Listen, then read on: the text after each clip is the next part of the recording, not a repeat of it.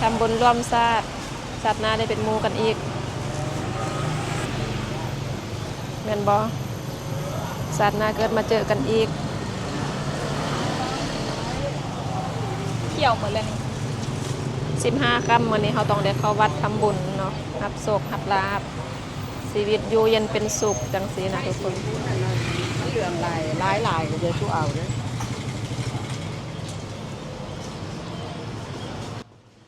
ตอนนี้เรากำมาซื้อแนวไปไหว้ก็คือซื้อขันหาบูชาธูปเทียนต่างๆแล้วมื้อนี้เราก็จะสูดรดน้ำอาเลี้ยงเพิ่นว่าอยากสูดรดน้ำเพราะว่ามื้อนี้เป็นวันสิ้น15 ค่ำจังซี่นะก็มากะเกียมได้ซื้อเทียนเขาเจ้าก็เอามาแทกกับอันหัวกับแขนกับคอเฮานี่แหละเดี๋ยวก็เอาไปนับอายุเบิ่งว่าอายุเท่าใดแล้วก็หยิบไปตามนั้นโอนใจค้านี่อยู่บนหลังบ้านไว้เลยไหมอันนี้ก็คือเครื่องที่เราจะสูดรดน้ำเนาะมีอะไรบ้างมาดูกันจะมีประมาณนี้มื้อนี้นี่นะกับอาลิงสิเข้าวัดสูดรดน้ำเด้อก็มีอันนี้นี่2 อันเป็นเทียนอันนี้เราต้องหยิบไก่อายุของเราแล้วข้างในแล้วก็น้ำ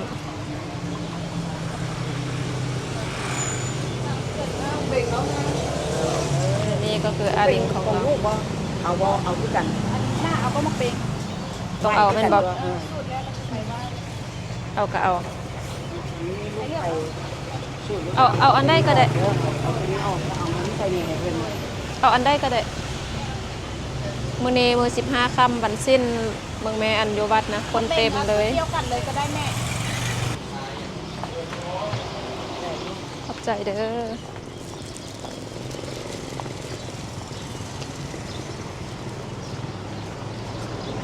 และวัดที่เราจะไปก็คือวัดซี่เมือง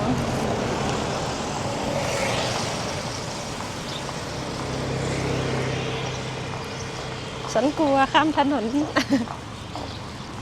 เขาก็ต่ำทำให้เขาต่ำเขา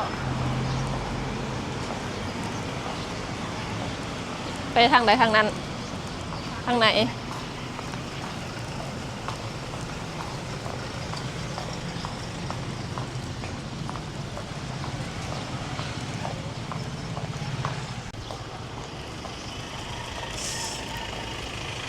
คนนะมึงแม่คนเต็มเลยวัดนะรถมึงเป็นคนรถเต็มวัด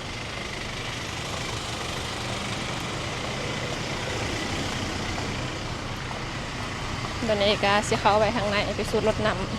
ำเพื่อจะไปสูดรถน้ำ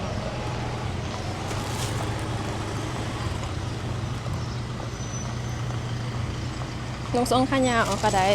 ค่ะบ่ได้เอาสินมา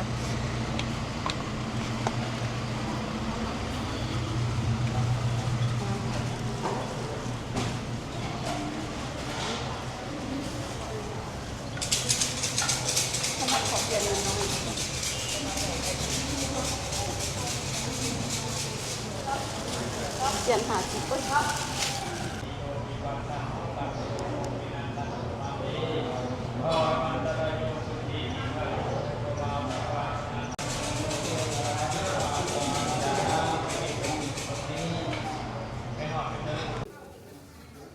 หลังจากที่สูดรดน้ำแล้วตัวนี้ก็มาไว้เจ้าแม่ซี่เมืองเอาอันมักเบ่งคู่นึงแล้วก็เทียนดอกไม้มาไว้เจ้าแม่ซี่เมืองหลังจากนั้นก็มาไหว้พระวันเกิดนี่นากับอาดิ้งคันเกิดวันเดียวกันไม่วันศุกร์คือกันแล้วก็ปีเดียวกันอีกคือตัวอะไรมันคือตัวอะไรสูดรดน้ำมาแล้วเป็นอันนี้เป็นไผ่ไทยถือเดือยเป็นตัวยังไงซ้ำก็ไทยบ้านนี้เดี๋ยวเราก็กลับบ้านเอาน้ำที่เราสูดรดน้ำมันเอาเมื่อบ้านน้ำเด้อตอนนี้จะเอาขั้นนี้ไปคืนเจ้าของที่เขาซื้อน้ำตอนแรกนะแล้วให้เจ้าเขาเจ้าเอาอันน้ำนี้ใส่ทุ่งให้เขาเอากลับบ้านเอาไปอาบน้ำเอาไปลูบหัวอย่างต่างๆเพื่อ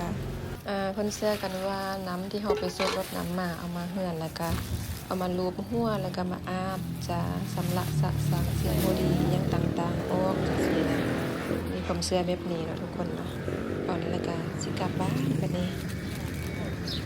นี้ก็คือน้ำสุดและน้ำท่องเฮาตอนนี้ก็ยืนอยู่แคมป์ทางทางมาไปกินข้าวยังไม่ได้กินข้าวสารอากาศก็ร้อนแห้งกีรถติดเดียวตอนนี้ก็ไข่ได้ละเป็นเวลาบ่ายโมงละพากันไปวัดห้ากันแล้วตอนนี้ก็โซกินข้าวบ่ได้กินข้าวเช้าเถื่อข้าวสวยยังบ่ได้กินข้าวเช้ากันบ่ตอนนี้เป็นเวลา1 โมงแม่นปะไวแท้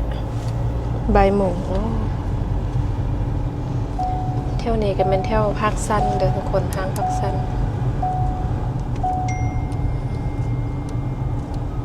เป็นห้างที่ใหญ่ที่สุดในเวียงจันทน์ห้างสรรพสินค้าพักสั้น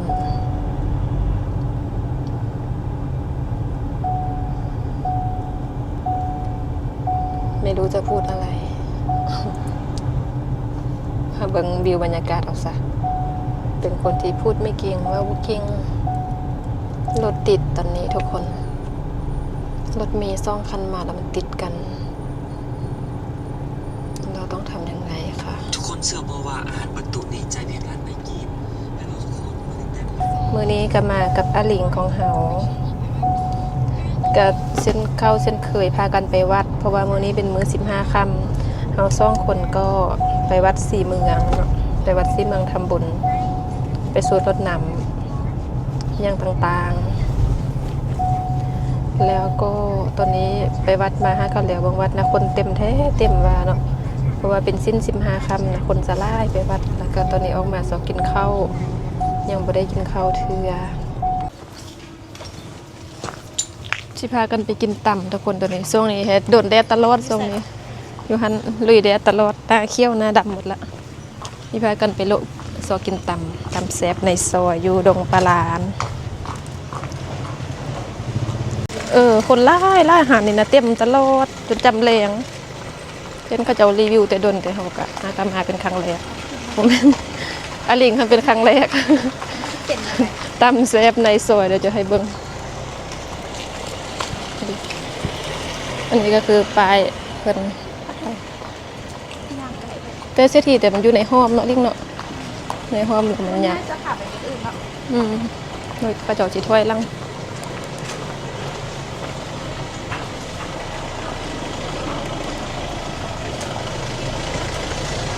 มีคนอยู่ป่ะมีเต็ม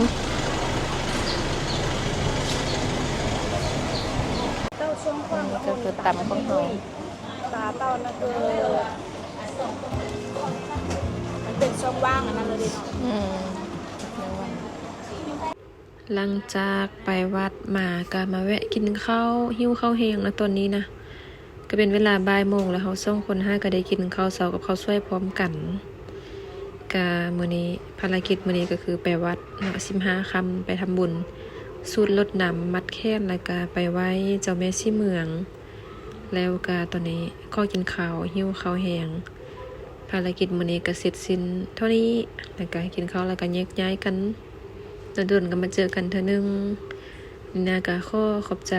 ขอบคุณทุกคนเด้อที่สนับสนุนมาโดยตลอด